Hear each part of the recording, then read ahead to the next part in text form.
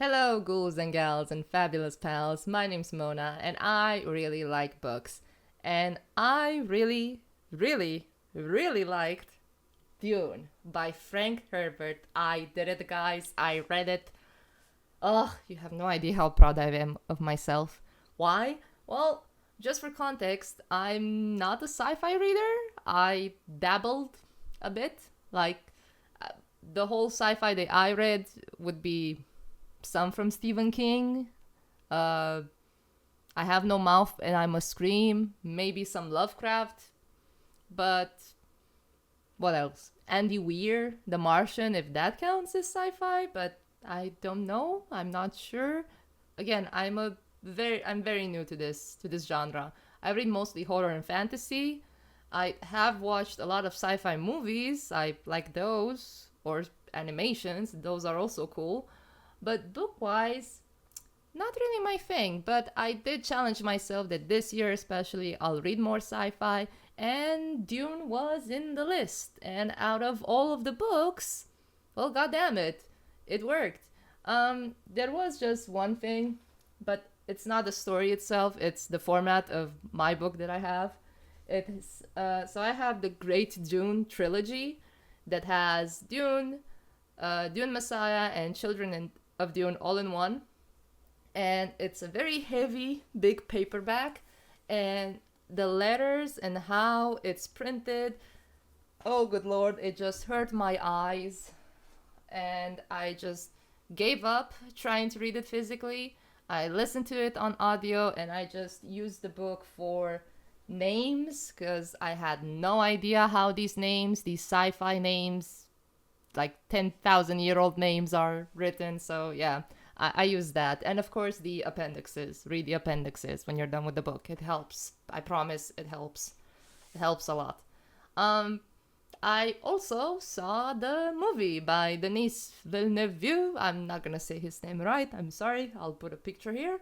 Um, I saw the first part before I read the book, like once it came out, and I read the book and I went and saw part two.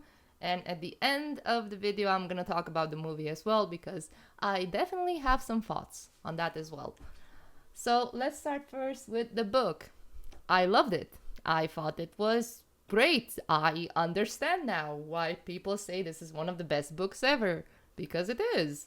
One thing that I really liked is when authors just throw you into the world. They don't, open with in a galaxy far away and just spew exposition.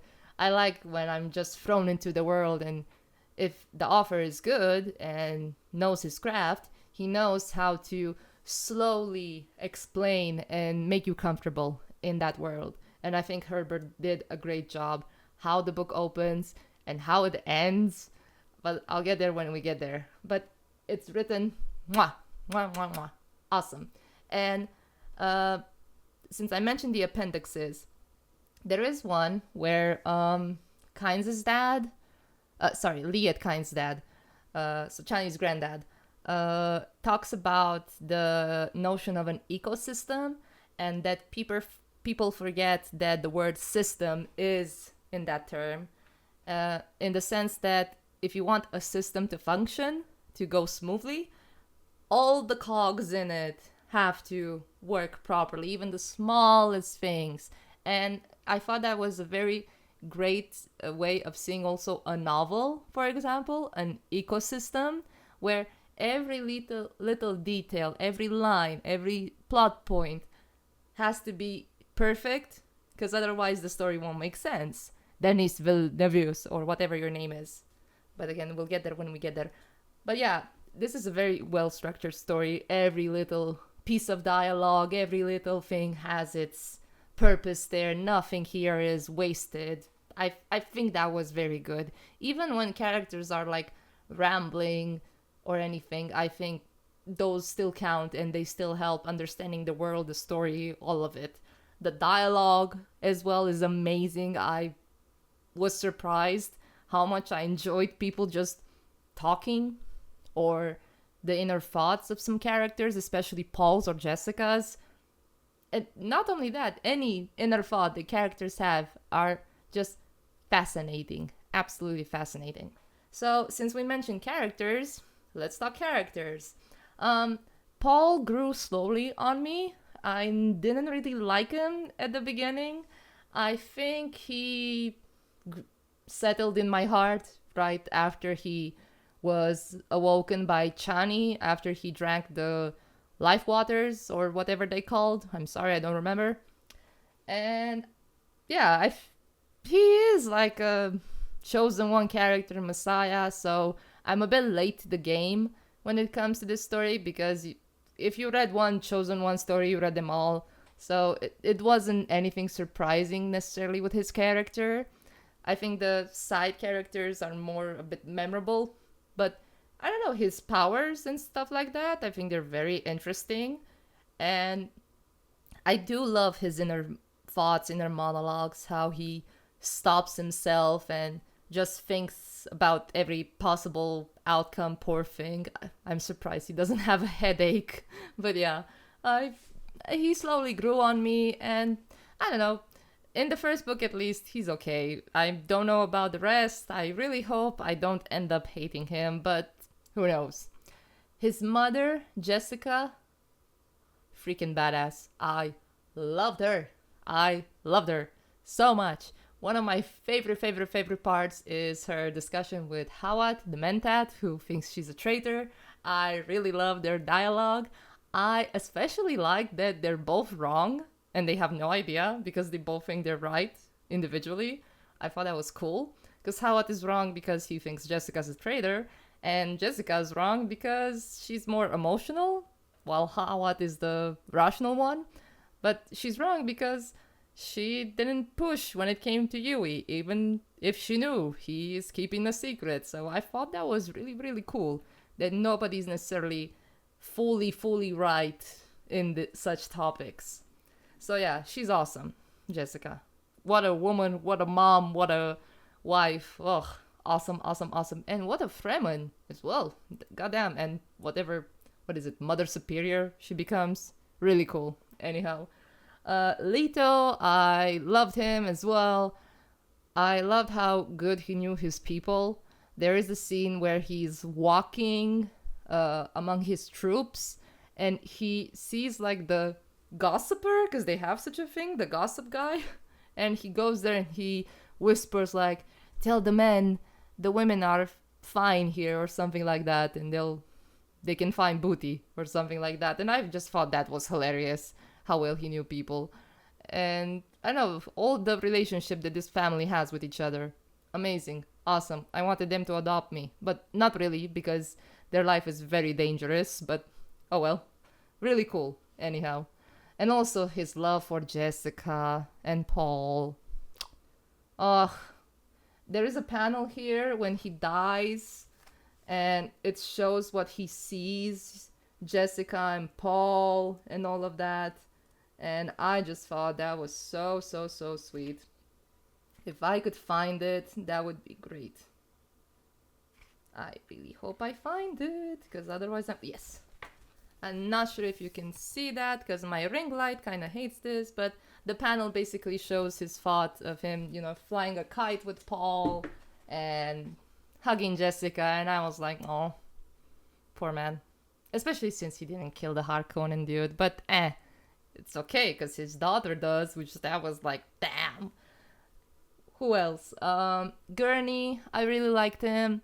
I did yell at him when he also thought Jessica was still a betrayer, and I was like, Gurney, for fuck's sake.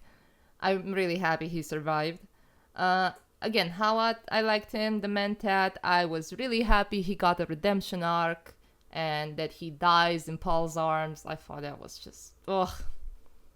Who else? Duncan Idaho, what a champ. Goes down like a champ. Memorable for the few times he's there, anyhow.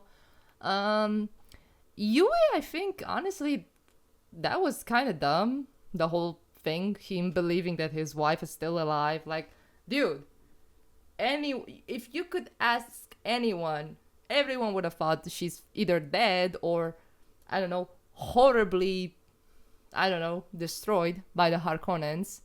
So that was weird. I kept waiting for him to confess to Jessica at least and her to help him somehow, like undercover to save her and such. But he was a necessary cog in this system of the story. So Yui the traitor, he'll be remembered. What can I say? Who else? Let's talk about the enemies. The Harkonnens, goddamn. Jesus Christ, that Baron Harkonnen. Woo! He is absolutely terrifying.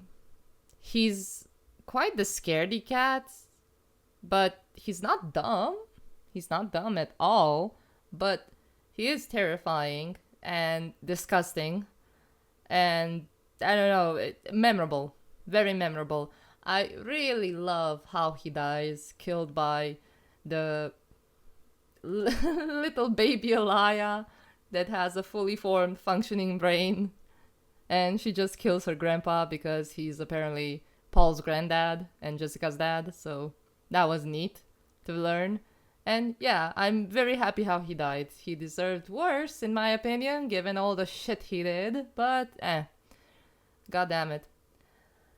Awful, awful creatures. I liked Fade Rafa. I thought Rafa, however it's pronounced. For a villain, he was okay. I found the whole gladiator part and his knives with one poison and one with something else. I thought that was interesting. I really liked his final battle with Paul. I thought that was okay. And his inner thoughts were interesting, to say the least. I also thought that was absolutely hilarious that he gets seduced by a Bene Gesserit at some point, because for some reason the Bene Gesserit want to continue that stupid Harkonnen line. And since we mentioned the Bene Gesserit, that's the only thing I fucking hated about this whole book. The whole eugenics part. Especially since they have living proof with Count Fenring and even Paul and Elia, you could say, and even Jessica, that they fail, that it doesn't work, that maybe don't get involved and do shit like that. But anyhow, you'd think I love, sexy spy witches from 10,000 years in the future, but Jesus, the freaking, what's the word? Narcissism they come with. Jesus, they're bitches. I'm sorry.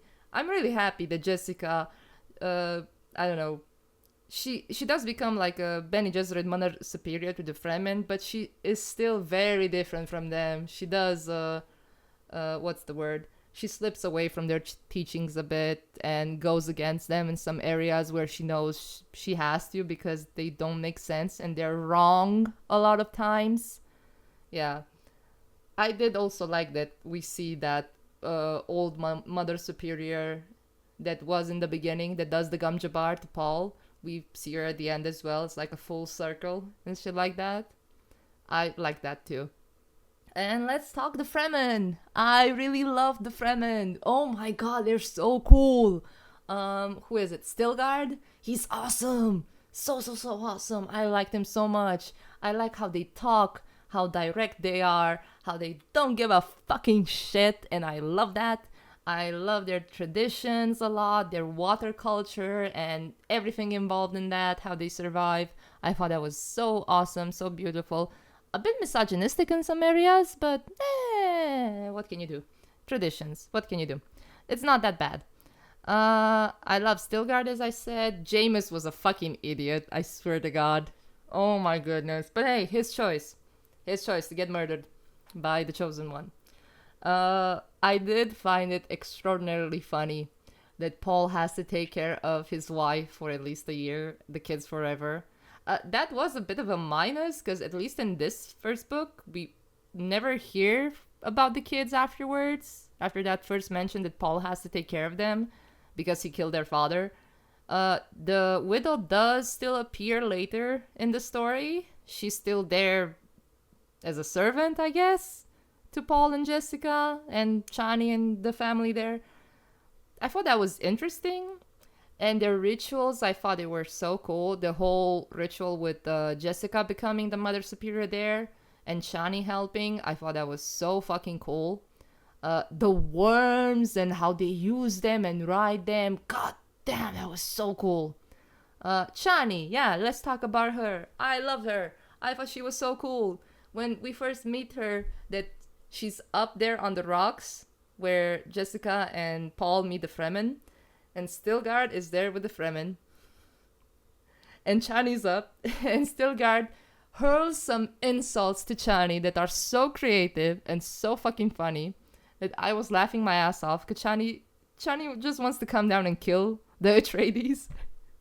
And Stilgard yells at her and curses her in such creative ways. Mwah, mwah, mwah. Awesome, awesome. The sense of humor here is really, really good as well. So yeah, Chani was really cool. I loved her relationship with Paul, and I especially loved her relationship with Jessica.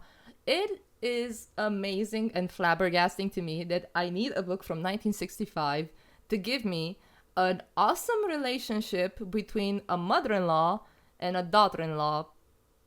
I don't know how to call them otherwise. But that was so cool to see two strong women who love, Paul. They both love Paul differently. But they're not possessive. They're not jealous. They help each other. And oh my god, the assurance that both Jessica and Paul give to Chani that you do have a place in this story, no matter who you are, no matter if you're a Fremen or you're not a princess or blah blah blah. You matter to us, we care about you. And the final lines in the book where Jessica tells her that we will be written as concubines in the chronicles or such things like that, but history will remember us as wives. And I thought that was just like amazing. It's very rare to see in media such a lovely relationship between an older woman like a mother-in-law and a daughter-in-law, a younger one, and I just thought that was awesome. I felt so bad that the kid died, Leto. It was... Why? Why did they have to kill the kid? And am I mistaken? Isn't he alive in other books? I spoiled myself a bit. How is he dead but not dead? You have to read the book, Mona. That's how... Okay, yeah. So I guess I spoiled myself a bit with that one, but it was still sad that he died or not. I don't know. Anyhow, Dune, awesome book. Awesome, awesome, awesome book. I highly recommend it. I cannot wait to start to read Dune Messiah, but I need a break a bit from that, so I'll read something else until I'm ready. But yeah, it's true. The hype is true. Read Dune. It's amazing. It's really, really good. It's... I don't know if you want, in stupid simple terms, it's Game of Thrones in space, I guess. The sci-fi part is not necessarily the most complicated thing here. It's not really that much because there's not much technology. It's more psychedelics and magic and culture. So I thought that was very, very awesome as well. So yeah, this has become one of my favorite books of all time. Very, very good. Awesome. Highly recommend. Now, let's talk about this piece of shit. Because yeah, I fucking hated this movie, both part 1 and part 2. Again, for context, I saw part 1 without knowing barely anything about the story. I have not read the book, and I was just confused when the movie was over. Nothing was explained. It just felt like, actually both movies feel like cliff notes of the story, and I would say it's a reimagining of the story, not an adaptation. Absolutely not. I hated the fact that we don't have colors. I understand we're in the desert, but the desert has colors. If you go to any desert here on our planet or anywhere, it has fucking colors. And especially since we're talking about an alien desert on Arrakis, you could have had so much fun with it. But no. So that's a big minus, in my opinion. Cinematography, great, sure. Whatever. The same, I assume it's the same dude who Villeneuve used in Blade Runner 2024. So yeah, no comments there. It does look like a pretty movie, but it could have been better. It could have been better. So yeah. What else? Let me think. What did I hate more? I really hated what they did with the story. They leave out so many awesome scenes that I was like, why the hell did you make the movie then? They leave out the dinner scene from the first movie, from the beginning of the book. They leave out a lot of scenes with dialogue, honestly, that really help to tell the story. And I was very confused as to why you would do that. And they changed some characters. Why? Just why? And again, with the colors, the way the characters dress is so boring. Like, or very over the top. Like when the Bene Gesserits or the guild comes, they fucking look ridiculous. I'm sorry. They just look ridiculous. If you wanted to go all David Lynch, just do that all the way, not... I don't know. What else? I really don't like what they did with a lot of characters, like with the Baron Harkonnen and everything related to the Harkonnens and their planet, the whole black and white world, and they're all bald, and they dress like, I don't know, cheap BDSM characters. It's really weird, the choice. And there's a scene in the second movie where they show the gladiator pit, and there's their fireworks, I assume. They just look like black spit that someone maybe spit on the lens when they filmed. It looks so weird. And also they changed a lot with the Harkonnens. They don't show how awful they are and what exactly the Barons, how should I put this, tastes are in everything, honestly. So yeah, they really PG'd it down, all of that. And I'm sorry, I have nothing against Austin Butler or Zendaya, I think that's her name. Very poorly miscast, at least. And also the guy who plays Stilgard, I'm sorry. Stilgard and Gurney. I don't know the actors' names, I don't remember, but I think they were so poorly miscast. Stop putting beautiful people everywhere. Not everyone looks like that, for God's sake. Make them look like they should. Jesus. Especially with Gurney. I was like, where the fuck is his scar? I cannot see anything from Thanos' voice. I can't see anything. So yeah, that was awful. Chani is just ruined in the movies. Oh my goodness. Jesus. She's like a bitter, angsty 15-year-old. And the relationship that I mentioned that it's so beautiful with her and Jessica, forget about it. Oh my god, Jessica even uses the voice on Chani at some point to help Paul. In a scene where, in the book, Jessica calls Chani to help. Like, they have a great relationship in the book, and they just freaking ruin it in the movie. And I was like, why? It doesn't make sense. Why would you do that? There's no kids. By the way, there's no Leto or anything. They don't have a kid. Oh, it was horrible. Timothée as Paul.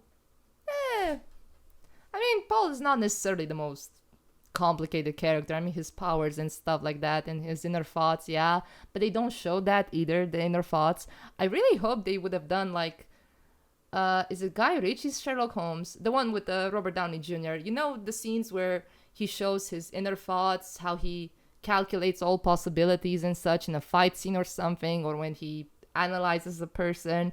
I really thought they would do that in Dune, because the inner thoughts, inner monologues that the characters have in the book are really important and show a lot and help a lot with the story, but no, we don't get that either. Oh my goodness. With the Fremen, they barely show anything from their culture, and in the second movie especially, they ruin them. Oh my god, I swear, if I would have heard Stilgard in the movie say Lisan Al-Gaib again, I would have lost my fucking mind. I think Stilgard's character in the movie says Lisan Al-Gaib more than it's said in the fucking book, in Dune. Oh, they ruined so many characters. It was very, very sad. And what happened to Hawat? They just forgot about it, like, forgot about him. Like, after the Harkonnens invade in the first movie, it's like he never freaking existed afterwards, and that was just... why? There's no Count Fenring, but somehow his wife appears at the Harkonnen planet unescorted, because, you know, that's how it's done, for fuck's sake. Oh, Christopher Walken as the Emperor, a waste. I don't know, he really wanted to give him a paycheck, I guess. He doesn't strike as an emperor, he strikes as an old man in a robe, like no authority whatsoever. Swear to God, when he was there with the Baron Harkonnen, played by a fucking Skarsgård, I honestly thought they would kill the Emperor then and there, because, I don't know, zero balls. Zero balls. And you get Christopher Walken there, and he barely says a line or two, he doesn't even yell. Really? Ugh. Who else is there? Florence Pugh, it's not like the princess is that, I don't know, her writings in the book, on each chapter opening, that's interesting. She is more interesting in the book than in the movie. And with Alia, I'm just upset. With Paul's sister, I'm really fucking upset. I understand that you really wanted Anya Taylor-Joy in your movie because she's Anya Taylor-Joy, but for a 10-second cameo, really? And we don't get baby Alia killing Mr. Harkonnen, her granddaddy? Really? You give that to Paul? Really? Ugh, I don't know. The changes were just awful, in my opinion. And I'm freaking surprised about the reviews I saw from the movie. And I got sent some by some friends. I don't understand how you can compare this to Lord of the Rings or The Godfather. Are you people, did we have that many bad movies lately? Like, I understand Aquaman was shit and other stuff, but really? You're comparing Dune with the fucking Lord of the Rings? First of all, name, please, in Lord of the Rings, the trilogy, the movies, where the fuck is the CGI? Show me, Mr. Expert, because I can show you in fucking Dune, where everywhere there's CGI, so give me a break. Not to mention, again, sorry, I need to calm down a bit because that was just stupid to compare the two. Lord of the Rings is also like an adaptation of the books. They change things there as well, but not to the extent that it ruins the story. Because in Dune, both part 1 and 2, the changes, in my opinion, ruin the story. Okay? That's my opinion. I hated the movie. I don't understand why it was made. In my opinion, this book should not be a movie at all. Not a television series either. An animated series. If you really want to go there, make it an animated series, okay? Because you have more freedom there and you can have more fun with the material. But a live action movie, not to mention it would cost immensely, because I'm sure this stupid part 1 and part 2 cost a lot. But again, make it animated series, especially since this is the third time I guess it's made, because we have the first movie, the TV show, and now this is the third attempt. Stop it. Please stop it. If Villeneuve makes Dune Messiah, I won't go to see it. I'm not gonna waste time and money anymore, because it's just I don't even want to know how they'll butcher that one. But yeah, safe to say, I love the book. Dune is amazing. Read it. Hated the goddamn movie. Hated it. So I know maybe some will say, no, it was a great movie. Name one that's better. Yeah, sure. I'll go ahead. Like I care. But yeah, read the book. As always, read the book. And hopefully we'll get a Dune adaptation that's animated. Because again, I think that would be the best freaking choice. So let me know. How angry did I make you for saying that the movie was shit? Both part 1 and part 2. Also, did you like the book? Did you read the graphic novels? Did you love the movies? Come on, give me some arguments why they're good. Come on, I dare you. I double dare you. But yeah, awesome book. I loved it. I love it. Ugh, I can't wait to read the other one, but they are, a long books. So yeah, I'll get there when I get there. But yeah, I'm very proud of myself that I managed to read Dune. I understand now. Read it. It's awesome. Let me know what you think about this video and everything that we discussed, or I discussed. And see you at the next one. Have fun. Thanks for listening. Have a good one.